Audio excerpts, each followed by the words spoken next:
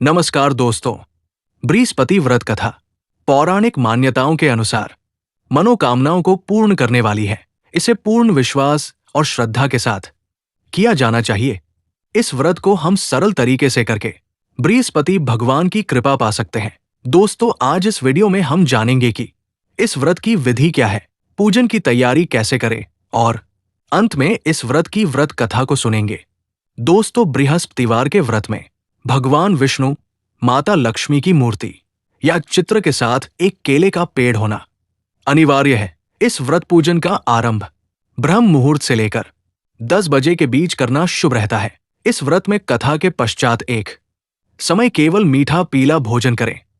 इस व्रत में केले का फल खाना मना होता है। आप इसके अतिरिक्त और कोई फल इस व्रत में खा सकते हैं, क्योंकि इस दिन केले के पेड़ की जड़ में जल, गुड़, मुनक्का और चने की दाल चढ़ाते हैं और पूजा करते हैं। बृहस्पतिवार व्रत की पूजा में हमें जो पूजन सामग्री चाहिए होती है वो इस प्रकार से है, जैसे पीले फूल, पीली चने की दाल, पीला फल, गुड़, मुनक्का और केला के साथ तुलसी के पत्ते। अब चलिए हम पूजन की विधि जानते हैं। सबसे पहले तांबे या पीतल के लोटे में शुद्ध जल भरें, उसमें गुड़, चने की दाल और मुनक्का डालें। कलश पर पीला चंदन और लाल कुमकुम लगाकर पूजन करें। भगवान को पीले वस्त्र या सूती धागा अर्पण करें। स्वयं भी पीले वस्त्र धारण करें। केले के पेड़ के पास भगवान की मूर्ति या चित्र रखें।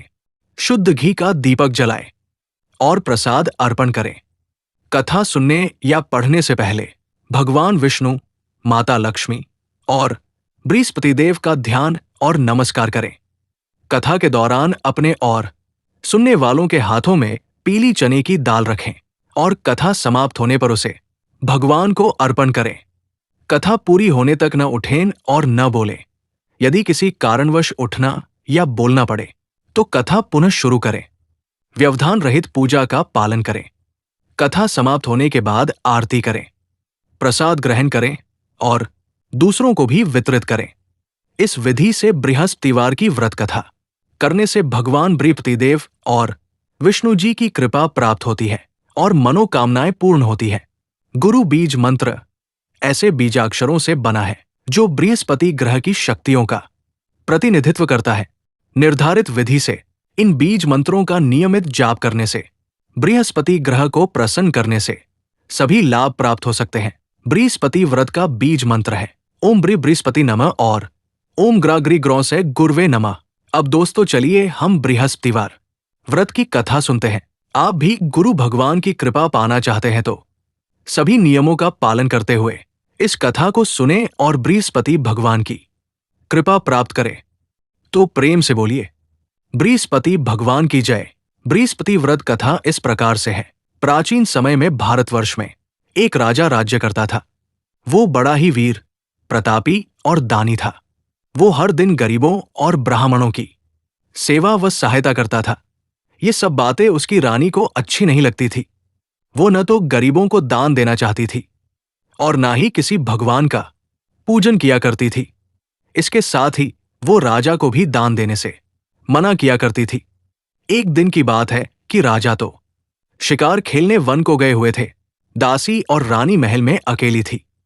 उसी समय भगवान बृहस्पति देव साधु वेश में राजा के महल में आए और रानी से भिक्षा मांगी तो रानी ने भिक्षा देने से इनकार कर दिया और बृहस्पति देव से कहा कि हे साधु महाराज, इस कार्य के लिए तो मेरे पति देव ही काफी है। मैं इस दान पुण्य से तंग आ गई हूं। मेरे से तो घर का ही कार्य समाप्त नहीं होता। मेरे पति सारा धन लुटाते रहते हैं। मेरी तो इच्छा है कि हमारा ये समस्त धन और संपत्ति नष्ट हो जाए, जिससे कि मैं आराम से रह सकूं। मुझे ऐसे धन की आवश्यकता बिल्कुल नहीं है जिसको संभालने में ही सारा समय नष्ट हो जाए। साधु रूपी बृहस्पति देव ने कहा, हे देवी, तुम तो बड़ी विचित्र प्रकार की हो। धन और संतान तो सभी चाहते हैं, यहां तक कि एक पापी भी इसकी अभिलाषा रखता है। यदि तुम्हारे पास अधिक धन हो गया है तो भूखे मनुष्यों को भोजन कराओ, प्याऊ लगवाओ, धर्मशालाएं बनवाओ, बाग बगीचों का निर्माण करवाओ, निर्धन मनुष्य की कन्याओं का विवाह करवा दो, जिससे तुम्हारे कुल का यश बढ़े और स्व प्राप्ति के साथ तुम्हारे पितृ भी प्रसन्न हो। ऐसे और कई काम हैं जिनके करने से तुम्हारा यश लोक परलोक में फैलेगा। परंतु रानी इन उपदेशों से बिल्कुल प्रभावित नहीं हुई और वो बोली, महाराज आप मुझे कुछ न समझाएं। मैं ऐसा धन नहीं चाहती जो हर जगह बांटती फिरूं। साधु ने उत्तर दिया कि यदि तुम्हारी ऐसी इच्छा है तो तथास्तु, ऐसा ही होगा। तुम ऐसा करना कि प्रत्येक बृहस्पतिवार को अपना घर मिट्टी और गोबर से लीपना, फिर पीली मिट्टी से अपना सिर धोकर स्नान करना, भट्टी चढ़ाकर कपड़े धोना, कपड़े धोबी के यहां धुलने डालना, राजा से कहना कि वो हजामत कराए और भोजन में मांसमदिरा खाना। ऐसा करने से तुम्हारा सारा धन नष्ट हो जाएगा। इतना कहकर वो साधु महाराज वहां से अंतर्धान हो गए। साधु के कहे अनुसार रानी ने बिल्कुल वैसा ही किया। कई बातों को पूरा करते हुए रानी को केवल 3 बृहस्पतिवार ही बीते थे कि उसका समस्त धन संपत्ति नष्ट हो गया। अब भोजन के लिए राजा का परिवार तरसने लगा और सांसारिक भोगों से दुखी होकर रहने लगा। तब एक दिन राजा ने रानी से कहा कि हे रानी, तुम यही रहो, मैं दूसरे देश को जाता हूं, क्योंकि यहां पर सभी लोग मुझे जानते हैं, इसलिए मैं कोई भी छोटा कार्य नहीं कर सकता। देश चोरी और परदेश भिक्षा बराबर है। ऐसा कहकर राजा परदेश चला गया। राजा वहां जंगल से लकड़ी काट कर लाता और शहर में बेचता। इस तरह वो अपना जीवन बड़ी कठिनता से व्यतीत करने लगा। इधर राजा के परदेश जाते ही रानी और दासी दुखी रहने लगी। किसी दिन भोजन मिलता और किसी दिन जल पीकर ही रह जाती। एक दिन दासी और रानी को 7 दिन बिना भोजन के ही व्यतीत हो गए। तो रानी ने अपनी दासी को कहा कि हे दासी, पास ही के नगर में मेरी बहन रहती है, वो बड़ी धनवान है, तू उसके पास जा और 5 सेर बेझर मांग कर ले आ, ताकि थोड़े समय के लिए गुजर बसर हो जाए। रानी की आज्ञा पाकर दासी रानी के बहन के घर चल दी। रानी की बहन उस समय बृहस्पतिवार व्रत की कथा सुन रही थी, क्योंकि उस दिन गुरुवार का दिन था। पूजन के दौरान ही दासी ने रानी की बहन को अपनी रानी का संदेश दिया, लेकिन रानी की बहन ने कोई उत्तर नहीं दिया, क्योंकि रानी की बहन उस समय बृहस्पतिवार व्रत की कथा सुन रही थी। और जब बृहस्पतिवार की कथा सुनते हैं तो न बोलते हैं और न ही उठते हैं, इसलिए वो कुछ न बोली। उत्तर न मिलने पर दासी बड़ी दुखी हुई और क्रोध भी आया। वो वापस राजमहल लौट आई और रानी को सारी कथा कह सुनाई। रानी ने कहा, ये सब हमारे भाग्य का दोष है, इसमें उसका कोई दोष नहीं। अच्छे बुरे का पता विपत्ति में ही लगता है। उधर रानी की बहन ने सोचा कि मेरी बहन की दासी आई थी, परंतु मैंने उसे कोई उत्तर नहीं दिया, जिससे वो दुखी हुई होगी। ऐसा सोच वो व्रत कथा सुनकर और विष्णु भगवान का पूजन समाप्त करके अपनी बहन से मिलने राजमहल पहुंची और कहा, है बहन, जब तुम्हारी दासी आई थी उस समय मैं पूजन कर रही थी। बृहस्पति कथा के दौरान न उठते हैं और न ही बोलते हैं, इसलिए मैं कुछ नहीं बोली। कहो दासी, क्यों आई थी? तब रानी ने कहा, बहन, तुमसे कोई भी बात छिपी नहीं है। मैंने दासी को तुम्हारे घर 5 सेर बेझर मांगने के लिए भेजा था, क्योंकि हम 7 दिन से भूखे हैं। तब रानी की बहन बोली, देखो बहन, भगवान बृहस्पति देव सबकी मनोकामना को पूर्ण करते हैं। देखो, शायद तुम्हारे घर में अनाज रखा हो। रानी को विश्वास नहीं हुआ, पर बहन के बारंबार आग्रह करने पर उसने अपनी दासी को अंदर भंडार देखने भेजा तो उसे सचमुच एक घड़ा बेझर से भरा मिल गया। ये देखकर दासी को बड़ी हैरानी हुई। दासी रानी से कहने लगी, है रानी, हमको जब भोजन नहीं मिलता तो हम व्रत ही तो करते हैं, इसलिए क्यों न इनसे व्रत और कथा की विधि पूछ ली जाए, ताकि हम भी गुरुवार का व्रत कर सकें। तब रानी ने अपनी बहन से बृहस्पतिवार व्रत के बारे में पूछा। तब उसकी बहन ने बताया कि बृहस्पतिवार के व्रत में चने की दाल और मुनक्का से विष्णु भगवान का केले की जड़ में पूजन करें तथा दीपक जलाएं, व्रत कथा सुने और पीला भोजन करें। इससे बृहस्पति देव प्रसन्न होते हैं, अन्न, संतान और धन देते हैं, मनोकामनाओं को पूर्ण करते हैं। व्रत और पूजन विधि बताकर रानी की बहन अपने घर को लौट गई। 7 दिन के बाद जब दोबारा गुरुवार आया तो रानी और दासी ने व्रत रखा। घुड़साल में जाकर चना और गुड़ बीन लाई, फिर उसकी दाल से केले की जड़ तथा विष्णु भगवान का पूजन किया। अब पीला भोजन कहाँ से आए, इस बात को लेकर दोनों बहुत दुखी थे, चूंकि उन्होंने व्रत रखा था इसलिए बृहस्पति देव उनसे बहुत प्रसन्न थे। वे 2 थालों में सुंदर पीला भोजन लेकर आए और एक साधारण व्यक्ति का रूप धारण कर भोजन दासी को दे गए। भोजन पाकर दासी बड़ी ही प्रसन्न हुई और रानी से बोली, चलो रानी जी भोजन कर लो, एक महात्मा भोजन दे गए हैं। रानी बोली, भोजन तू ही कर, तू क्यों व्यर्थ में मेरी हंसी उड़ाती है। दासी बोली, वो महात्मा हम दोनों को 2 थालों में भोजन दे गए हैं, इसलिए हम और आप दोनों भोजन करेंगे। फिर दासी और रानी दोनों ने गुरु भगवान को प्रणाम किया और साथ मिलकर भोजन ग्रहण किया। इसके बाद रानी और दासी गुरुवार का व्रत रखने लगी, विष्णु भगवान का पूजन करने लगी और भगवान बृहस्पति जी की कृपा से उनके पास पहले की तरह ही सुख समृद्धि वापस आ गई। परंतु रानी फिर से पहले की तरह आलस्य भी करने लगी। तब दासी ने समझाते हुए कहा कि देखो रानी, तुम पहले भी इस प्रकार आलस्य करती थी और तुम्हें धन रखने में कष्ट होता था, इस कारण सभी धन नष्ट हो गया था। और अब जब भगवान बृहस्पति की कृपा से धन मिला है तो तुम्हें फिर से आलस्य होता है। रानी को समझाते हुए दासी कहती है कि बड़ी मुसीबतों के बाद हमने ये धन पाया है, इसलिए हमें दान पुण्य करना चाहिए, भूखे मनुष्यों को भोजन कराना चाहिए, प्याऊ लगवाना चाहिए, कुआं तालाब मंदिर बाग बगीचों का निर्माण करना चाहिए, निर्धन मनुष्यों की कुंवारी कन्याओं का विवाह कराना चाहिए और धन को शुभ कार्यों में खर्च करना चाहिए, जिससे तुम्हारे कुल का यश बढ़ेगा, स्वर्ग की प्राप्ति होगी और पितृ प्रसन्न होंगे। दासी की बात मानकर रानी अपने धन को शुभ कार्यों में खर्च करने लगी, जिससे पूरे नगर में उसका यश फैलने लगा। उधर प्रदेश में राजा दुखी होकर अपने पुराने दिनों को याद कर रहा था और जंगल में एक पेड़ के नीचे आसन जमाकर बैठ गया। वो अपनी दशा को याद करके व्याकुल होने लगा। उस दिन बृहस्पतिवार था। एकाएक उसने देखा कि निर्जन वन में एक साधु प्रकट हुए हैं। वो साधु वेश में स्वयं बृहस्पति देवता थे। वे लकड़हारे रूपी राजा के सामने आकर बोले, हे लकड़हारे, तुम इस सुनसान जंगल में किस चिंता में मग्न बैठे हो।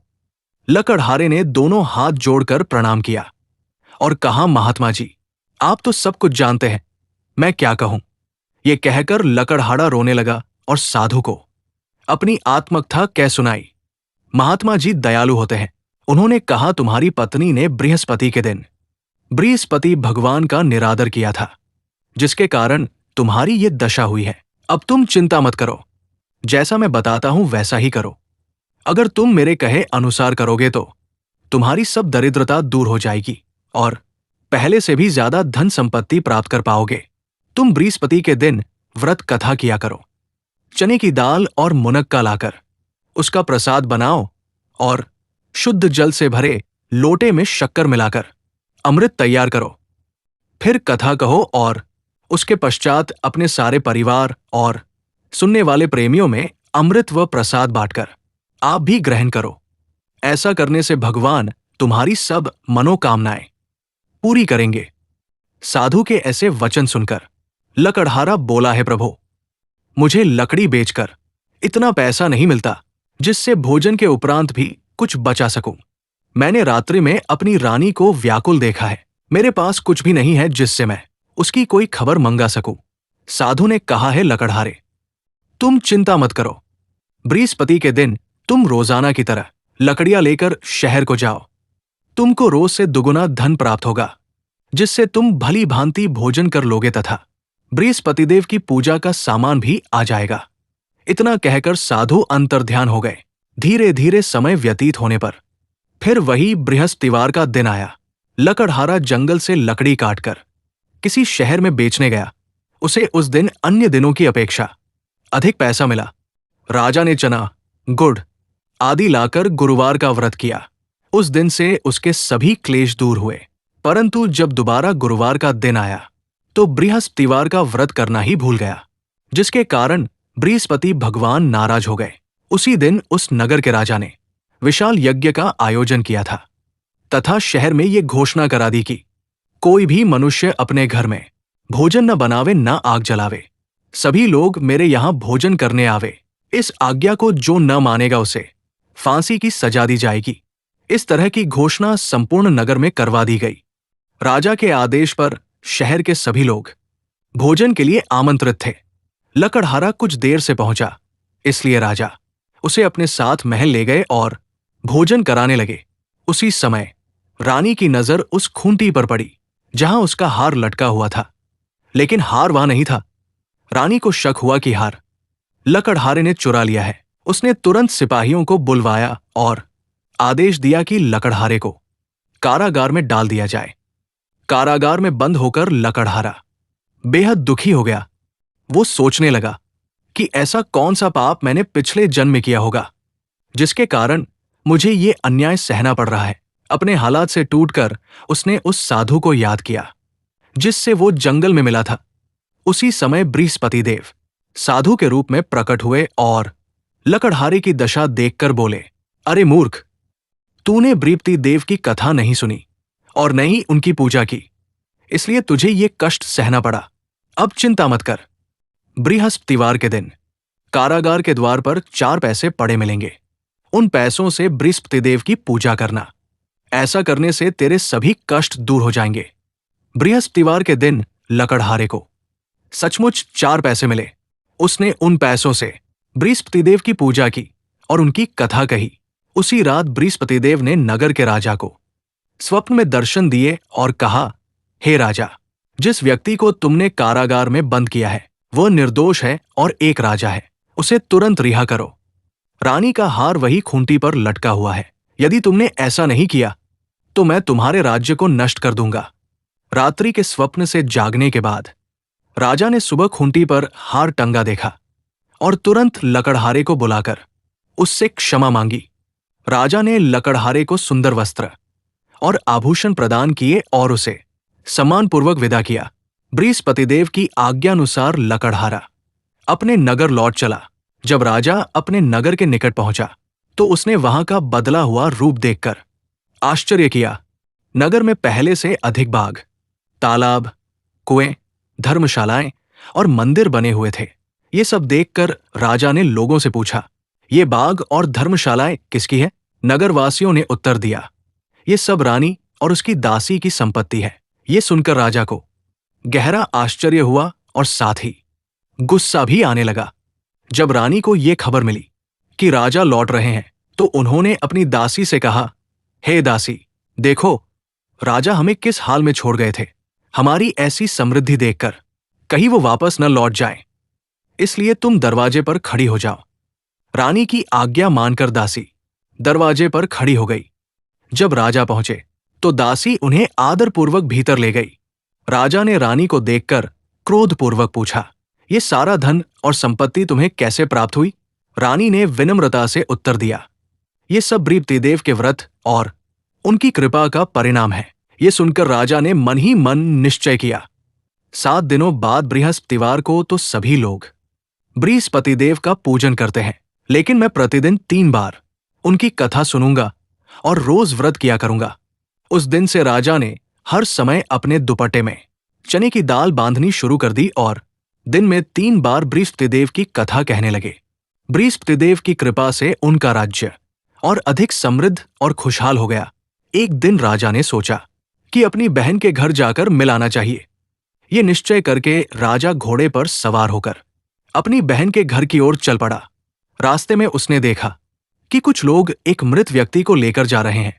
राजा ने उन्हें रोककर कहा, अरे भाइयों, मेरी बृहस्पति देव की कथा सुन लो। उनमें से कुछ लोग बोले, अरे हमारा तो आदमी मर गया है और तुम्हें अपनी कथा सुनाने की पड़ी है। लेकिन कुछ अन्य लोग मान गए और बोले, ठीक है, सुनाओ।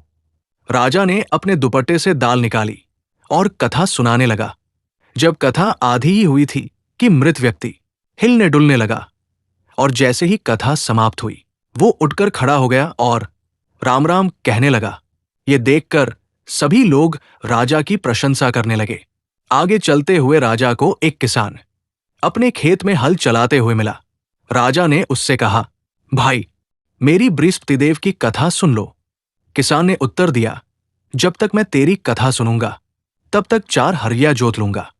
तू अपनी कथा किसी और को सुनाना। राजा बिना कुछ कहे आगे बढ़ गया, लेकिन जैसे ही वो वहां से हटा, किसान के बैल अचानक गिरकर पछाड़ खाने लगे और किसान के पेट में तेज दर्द उठने लगा। उसी समय किसान की माँ खेत पर रोटियां लेकर पहुंची। जब उसने अपने बेटे की ये हालत देखी तो उसने अपने बेटे से सब कुछ पूछा। बेटे ने पूरी बात बता दी। बुढ़िया तुरंत उस घुड़सवार के पास दौड़ी और बोली, मैं तेरी कथा सुनूंगी, लेकिन तू मेरे खेत पर चलकर ही अपनी कथा सुनाना।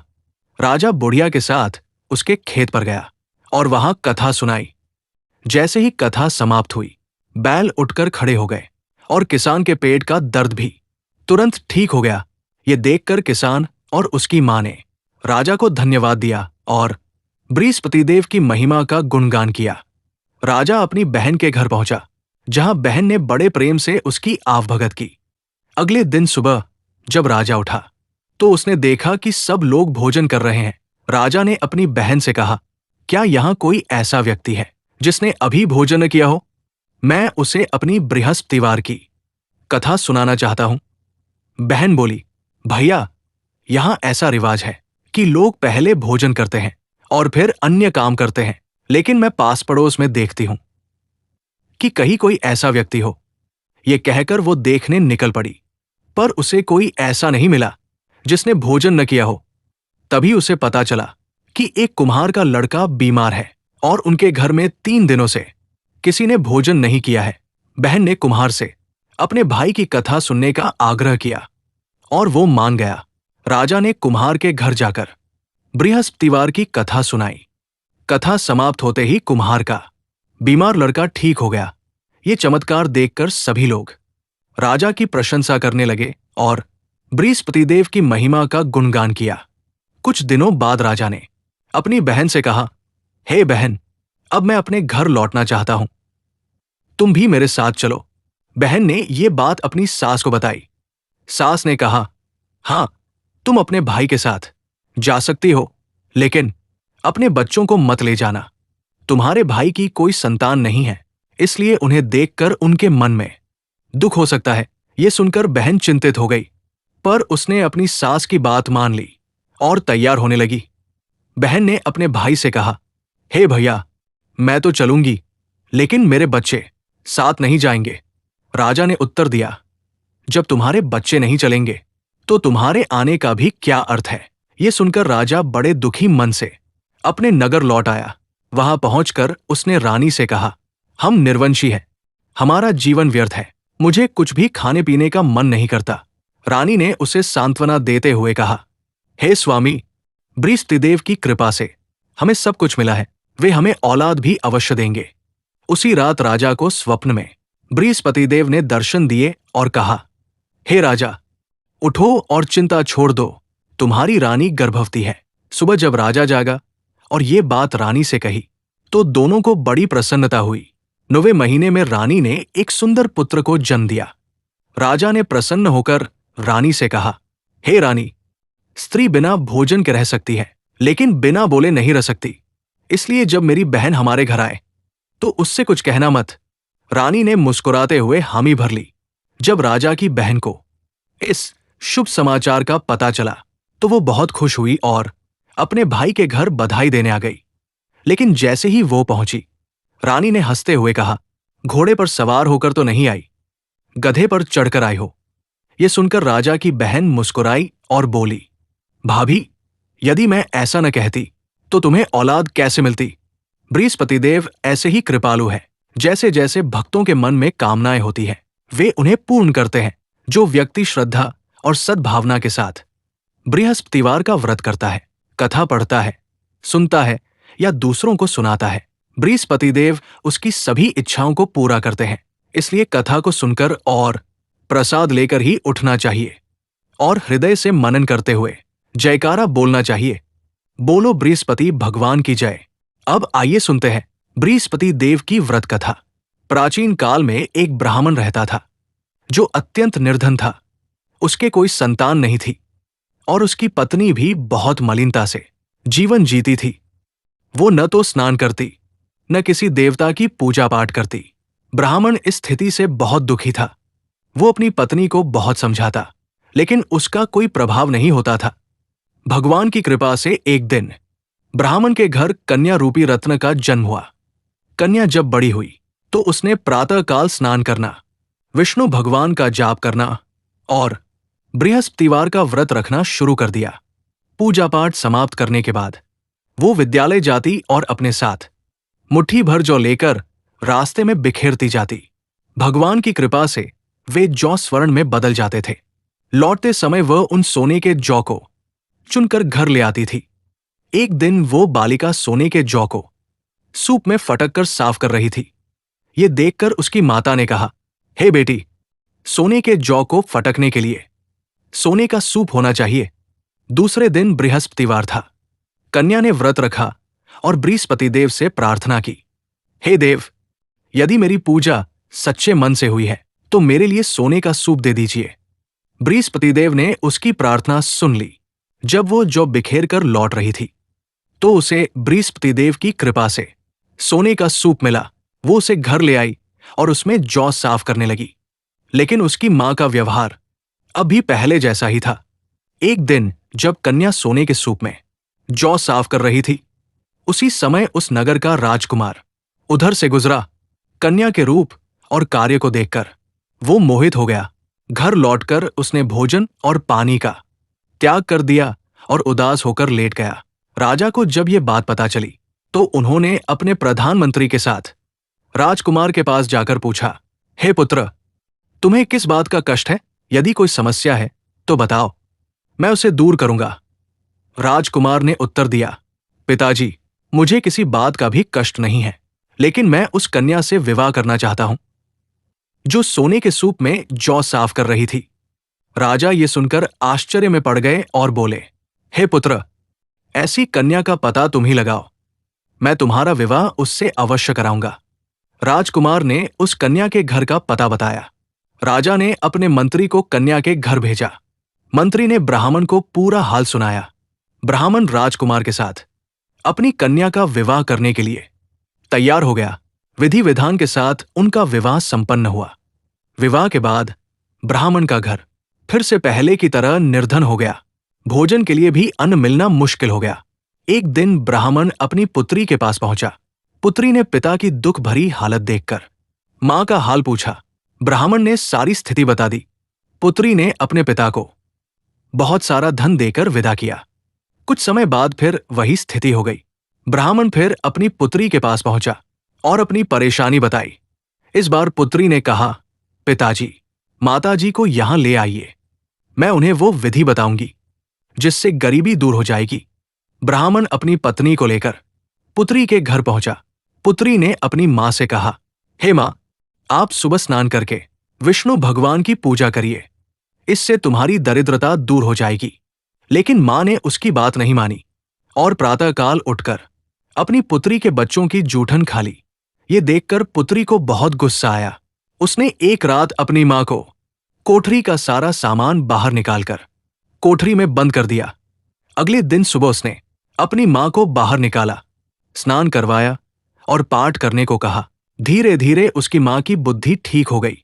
अब उसकी मां ने हर बृहस्पतिवार को व्रत पूजा करना शुरू कर दिया। इस व्रत के प्रभाव से ब्राह्मण और उसकी पत्नी धनवान और पुत्रवान हो गए। बृहस्पति देव की कृपा से उन्होंने इस लोक में सुख पाया और अंत में स्वर्ग को प्राप्त हुए। इस प्रकार से जो भी व्यक्ति बृहस्पति देव का व्रत करता है, कथा पढ़ता है और दूसरों को सुनाता है, बृहस्पति देव उसकी सभी मनोकामनाएं पूरी करते हैं। वो व्यक्ति इस जन्म में सभी सुखों को भोग कर अंत में स्वर्ग को प्राप्त होता है। सब बोलो विष्णु भगवान की जय, बोलो बृहस्पति देव की जय। तो दोस्तों, ये थी बृहस्पति भगवान की व्रत कथा और व्रत की विधि के विषय में जानकारी। वीडियो आपको कैसी लगी हमें कमेंट बॉक्स में लिखकर जरूर बताइएगा। वीडियो अच्छी लगे तो लाइक करें, शेयर करें और चैनल पर पहली बार आए हैं तो सब्सक्राइब करें। साथ ही बेल आइकन दबाना न भूलें, जिससे कि मेरी वीडियो सबसे पहले आप तक पहुंच पाए। तो मिलते हैं अगली नई वीडियो के साथ। तब तक के लिए राधे राधे।